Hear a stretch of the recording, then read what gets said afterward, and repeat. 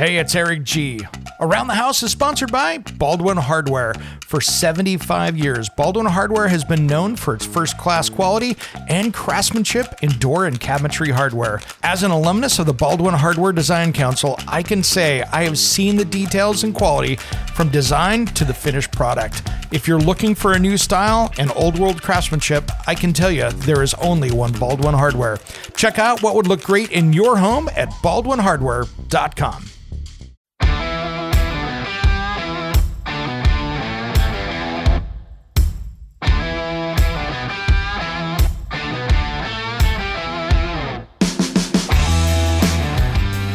It's Around the House. When it comes to remodeling and renovating your home, there is a lot to know, but we've got you covered. This is Around the House. Welcome to Around the House with Eric G. This is where we talk about home improvement for you every single week. Thanks for joining us. This is the midweek special. I've gotten up early to cut this one today because, well, I've got some construction going in my driveway here in a little bit, and I wanted to get this done and out so you didn't hear all the machinery in the background and make a, little more noise in the background than I like to have in a show. So I ended up staying up late last night on Monday night. Boy, what a great time. There's a kid that I've been helping for a number of years. Actually, his dad and I ended up doing a lot of construction together. He owned a remodeling company up in the Seattle area, and I was his designer for decades up there. Well, his kid, Jaeden Luke, was on The Voice last night and actually got to see him go out there and own the stage. So that was a lot of fun. Stayed up later than I normally do to see it, but of course couldn't go back to sleep because he went out there and owned it. And we'll put something up on our Facebook page today on Around the House show, so you can find that and see what I'm talking about at least. I know it's not home improvement, but you've heard him in the show for years, and this is a kid I've been supporting, and it's been fun to watch him just go out and crush it. So that's been a lot of fun for me. Well, speaking of construction here, we've got an interesting one at my house. So my neighbors behind us, I've moved into a house here a few years ago that I just have the most wonderful neighbors. We all look out for each other. We all help each other. It's all these things that we can do. It's just a great community here. And the neighbors behind me, they've got a flag lot. So the driveway goes down one side of the house, and we've got them behind us. And we were, two lots, houses built at the same time and split up when they built it, and all of that nonsense back in the 70s. Well, we've got these trees, which I love, but I also have to shake my head with trees because we've got these 175, 200-year-old trees here. Some of them, like the one in my middle of my backyard, is closer to 350 years old. So these things are nearing a couple hundred feet tall, big, huge fir trees. It's like we live in the forest. But their water line going to their house that they put in 1977, well, that thing in the poly pipe that they use that black sprinkler pipe, which is not awesome. Those roots have been tearing theirs up. Knock on wood, mine not yet. But when I do my addition, we're going to put a new one in. So I'm not doing this on this project. But they're going to try today to directionally bore a water line down probably 300 feet under of their driveway. And it's paved. The problem is that we have rocks here that are the size of a Volkswagen Bug. I'm not kidding. These are things with the mini excavators you can't even budge. So they're thousands and thousands of pounds. And of course, those drill rigs are not designed to drill through big, huge rocks like that. And they made an attempt last week. These guys are trying their best effort at it. And they got about 12 feet, and they hit this rock and bound the drill bit up so much that it blew the hoses off the side of the hydraulic motor, and they were done for the day. So in theory today, they're going to do this. Am I confident that this is going to go well today? Not a bit. Not a bit. I got a feeling that this is going to not go well, and I love my neighbors, so I hope it goes well, but again, I can be the realist looking at it going, this is going to be one of those things that, I think it's going to be a long day.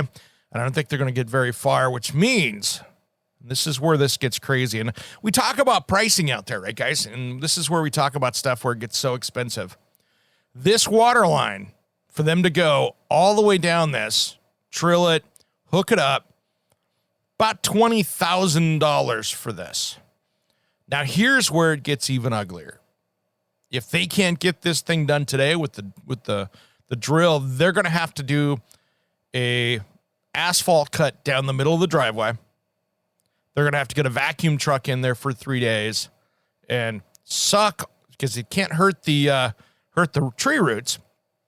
They've got to go through there and vacuum dig that down. In our area, it has to be at least 30 inches. So clearly we're not in a place where we get too cold, but it's got to be 30 inches underground. And they got to go back and then do a pavement patch down the middle of the driveway. So my guess on that, probably $50,000 to $60,000. So I don't want to see that happen to my neighbors, but we're going to watch and see today. And probably put some video up on Around the House show on Instagram and Facebook. Hopefully they will get this knocked out today. And I tell you what, I love the trees that we have, but sometimes I tell you what, as a homeowner, I shake my head because they're out there at the street digging up around the meter last week. And for them to do that, and they're only digging down 30 inches, they had to cut away the pathway out there. There's a pathway that goes by my house where people walk on. They had to cut that away with the hot saw and, dig down 30 inches right there with the vacuum truck. They still had to pay, I don't know how many hundreds of dollars an hour, an arborist to stand there and look in the hole to make sure they weren't hurting the tree roots. And even though that was my tree that was there, it seemed a bit excessive to be having somebody that was, as the guy from the plumbing company said, that arborist right there was making more than the 5 guys, including the master plumber that's standing there doing the project. So that gives you an idea of what kind of expense that is just added onto a job. So I love protecting the trees, no problem. But I'm not sure having an arborist on that was probably a necessary deal just to dig a hole 30 inches deep that's, 3 foot by 3 foot, and it's probably 16 feet away from the closest tree. So it's going to be interesting. So I'm curious to see how that goes today. So that's going to be the one outside. So no recording today, that's for sure, because it's going to be a noisy one. It's going to be a little bit crazy. So, hey, I wanted to announce as well, coming up at Design and Construction Week down in Las Vegas, Nevada. We're going to have some fun down there. It's not Nevada, it's Nevada. There you go, Nevada. So here's the thing. I'm going to be down there for a couple days. I'm going to be doing some live events down there. So we will be in exhibitor booths at Design and Construction Week. So there will be a schedule that will come out here in a couple months. So if you're attending there, if you're a contractor, designer, anything else, and you're heading over to Design and Construction Week in Las Vegas, which is going to be this massive trade show, because you'll have the International Building Show, you'll have the Kitchen and Bath Industry Show, and the National Hardware Show all in one location. So we're going to be over there having a good time. So we'll be doing about 3 a day, it looks like. Some, these just live events that you'll hear on the podcast. So guess what? If you're not going to be able to attend, you'll be able to hear this later on in February. So that's going to be a lot of fun. We're going to have a lot of great content there, talking about new stuff, new products, and celebrities. So we'll see who we have for that. That's going to be a lot of fun. So something to take a look for out there. And if you're going to be there, I'd love to see you over there. So we'll get you out some more information. And the next on the docket today, I wanted to talk about, I've been doing kind of quietly over the last few years our Around the House Pro Insider podcast. And that has been for the trades. It has been for the remodel industry, design, build, all of those guys out there. And I have decided to sunset that. I have decided to make that kind of wrap up. And we're going to combine that into the Around the House show a little bit. So we're not going to be talking about business stuff here in this, but we'll still be talking about the new products, new stuff coming out in the industry for homeowners and contractors alike. So we will be able to hit both of you and take care of you in this show. I am just with the TV show coming up here in January. I am not going to be able to do 2 full-time podcasts as well as television, a weekly television show that will air an hour of content 52 weeks a year. So it's just not going to happen. There's only so much of me. So we're going to cut that back there so I can make sure that this show here has the best content that we can put out. And I don't want to have to cut back and make something be a B grade just because I run out of time. So we're going to keep working on that, but that's going to be something pretty fun. And it'll be something that, we're going to wrap that up. We'll still have it out there. It'll still be there for people to listen to, but it will be a archived show out there. You'll be able to still grab it, but it will all be right here on this show. So you'll be able to grab it right there. And one more thing I want to talk about. This is something I've seen in the news more and more often that I think is really preventable for us out there. How is your carbon monoxide detector? If you have anything around your house that burns, and I'm talking about natural gas, propane, gasoline generator, I will recommend that you put in a decent, really good quality carbon monoxide detector in your house, because it can be as stupid as somebody starting up the car in the garage and leaving it open and it's leaking around the door. It could be, the generator that you didn't put away far enough outside from the window and the air is sucking in. It could be the barbecue. It could be anything like that, let alone the heating and cooling system or the heating system. It could be the water heater. It could be the fireplace, any of those gas appliances. So there's a lot of great ones out there. Get something good quality. If you want to get something smart, there are ones out there that are combination units that are carbon monoxide and smoke and fire. So you can get those as well. I have a smart one I've been using. It's expensive, but I like it. I've got a few of them around the house, and I'm going to be adding more of them. And that is the Google one. And it's the Nest Home Protector, whatever. It is their smoke detector / carbon monoxide detector. And I like that one because there's an app with it. So it warns me, let's say I'm barbecuing inside on my grill on my range. So I've got a flat top there where I can throw some stuff on there. If it gets a little smoky in there, I don't have the fan turned up, it'll start to warn me and say, hey, we detect smoke in the area without the alarm going off. So at that point, it gives me a moment to go, turn it off or anything else. But what I like about that thing is if I'm not home, it's going to send me a message on my phone and say, hey, man, you've got a problem at your house. So that's going to be a key right there. And I like to be able to find out these things before they're happening, whether I'm home or not.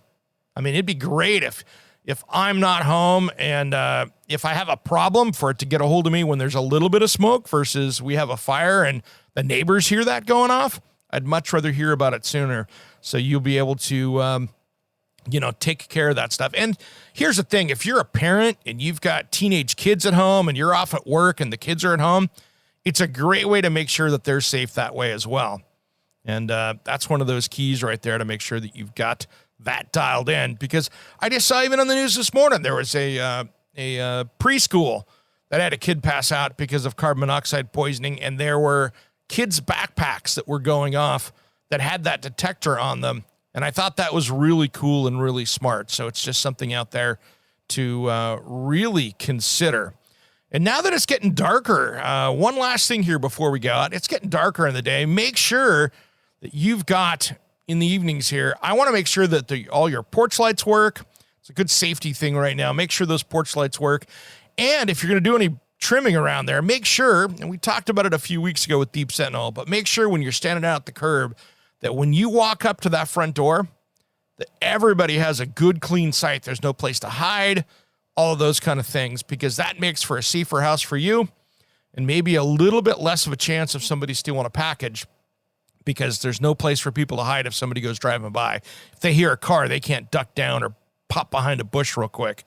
The more you can do to make that a clear shot and have a good quality light out there, it works out really well for you. And you know what I did on my house on my front lights? It's really good. I actually have them set up with my Lutron dimmers. So they come on right before dusk and they go off right in the mornings, right after sunrise. So I don't have to worry about remembering to turn the lights off and on.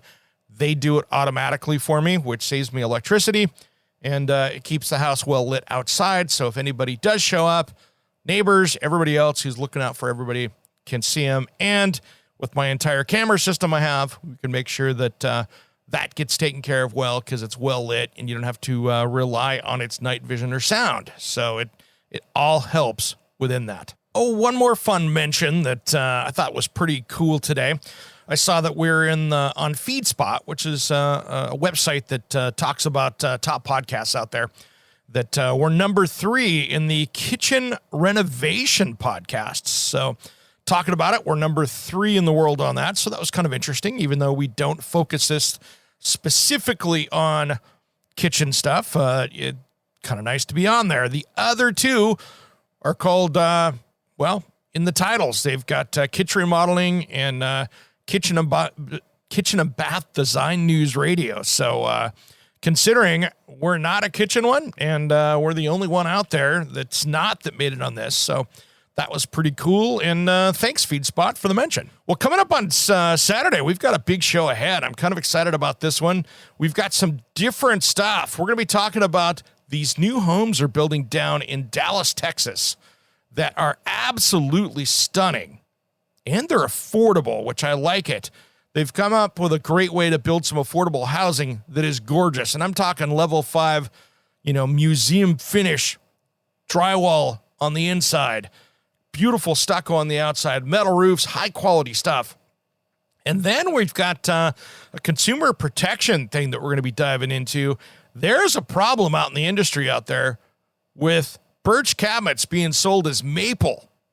And this is going to be a big one as well. So we're going to expose that and open up that can of worms in hour number 2. All right, everybody, have a great rest of the week. I got to get this done before the noise starts happening here, before the crews show up and we end up having a lot of work outside the house. So everybody have a great rest of the week. We'll have that show tease up on Thursday so you can take a listen to it. And make sure that you go back. We have had so many shows recently out on the podcast, and make sure that you're caught up, because there is so much in the back here.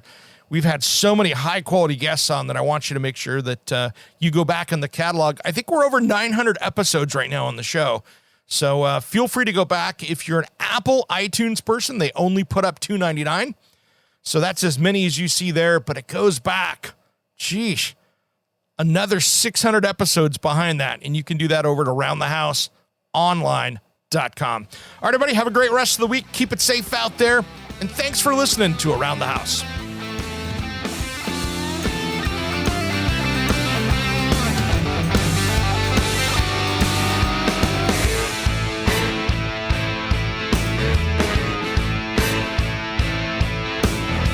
Somewhere unseen and undiscovered, anywhere beyond the mean. Life is a love song, let's be lovers. We're all over the radio. Take my hand, I know where to go. All over the radio with you. Hey, it's Eric G. from Around the House. Are you planning a decking or siding project this year? If you are, you've got to check out my friends at Millboard. Millboard is a completely different kind of composite decking and cladding that enhances outdoor spaces with enduring distinction. Hand-molded from the finest oak, it realistically mimics the natural grain and color of premium hardwood. If you're looking for something that doesn't look like plastic and instead real wood, check out millboard.com. Make sure and check out that interview we did just a few weeks back. That's millboard.com.